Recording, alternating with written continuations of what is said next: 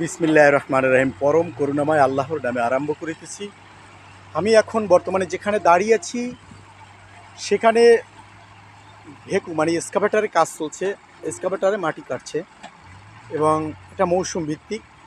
এটা হচ্ছে আমাদের স্থানীয় ইট ভাটা এবং ইট ভাটায় মাটির প্রয়োজন, সুতরাং ইট ভাটায় মাটি কাটতেই হবে।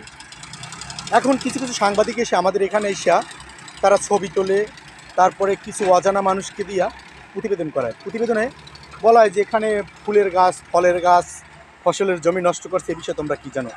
ওরা জানবে কি? ওরা তো জানে দণ্ডপরা কচু। এই যে মাটি, এই মাটি কি কোনো মানুষের কাছ থেকে এই ইট ভাটার মালিক কি জোর করে নিচ্ছে? না, প্রশ্নই আসে না। যার জমিন সে টাকার বিনিময়ে মাটি বিক্রি করতেছে, সেই মাটি বিক্রি করছে যার যেরকম প্রয়োজন সে সেরকম বিক্রি করতেছে। আবার তার জমি যখন আমাদের নদী বন্দরে ড্রেজার দিয়ে মাটি কাটা হয় তখন আবার ভরাট করতেছে। তো এক কথায় বলতে গেলে যার জমি তার প্রয়োজনে সে মাটি বিক্রি করতেছে। সে মাটি ব্রিকফিল্ড কিনুক আর আমি কালাচোরা কিনি, এখানে তো কারো কোনো কথা থাকার কথা না। যাই হোক, তবু বলতে হয় যে ফসলের জমির মাটি নাকি কাটা যায় না। বাস তর্কের খাতিরে মেনে নিলাম।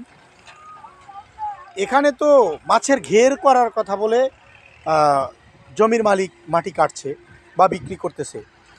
এখন আর আর বিষয় হচ্ছে এই, আমাদের বহির্বিশ্বে যেখানে একমাত্র মাটির উপরে নির্ভর করে ব্রিকফিল্ড, আর ব্রিকফিল্ড তো মাটি ছাড়া ব্রিকফিল্ড চালানো সম্ভব না। তাহলে আমি আর একটা কথা বলি, যারা এখানে সেই বড় বড় ক্যামেরা নিয়ে আসছেন শুধু মাটি কাটা বন্ধ করার জন্য, রোধ করার জন্য, হ্যাঁ, তো আমার কথা হচ্ছে আপনি যে বিল্ডিংটায় ঘুমান সেই বিল্ডিংয়ের ইট আসবে কোত্থেকে? মাটি তো কোথাও না কোথাও থেকে সংগ্রহ করতে হবে। নদী ভাঙন থেকে মাটি কাটা যাবে না, তাহলে অনেকটা দেশের ক্ষয়ক্ষতি হয়।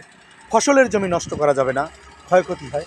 তাহলে তো আমাদেরকে অবশ্যই মাটি তো কোথাও না কোথাও থেকে সংগ্রহ করতেই হবে। মাটি তো কোথাও না কোথাও থেকে সংগ্রহ করতে হবে। এই জন্যই স্থানীয় যাদের জমি, তারা তাদের টাকার প্রয়োজনে হোক বা তাদের ব্যক্তি প্রয়োজনে হোক, তাদের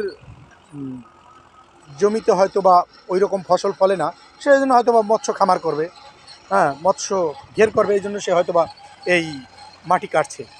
হ্যাঁ, তবে আজকের আমার এই ভিডিওটি করা এজন্যই যে কেন মাটি কাটা হচ্ছে, কেন ফসলের জমি কাটা হচ্ছে।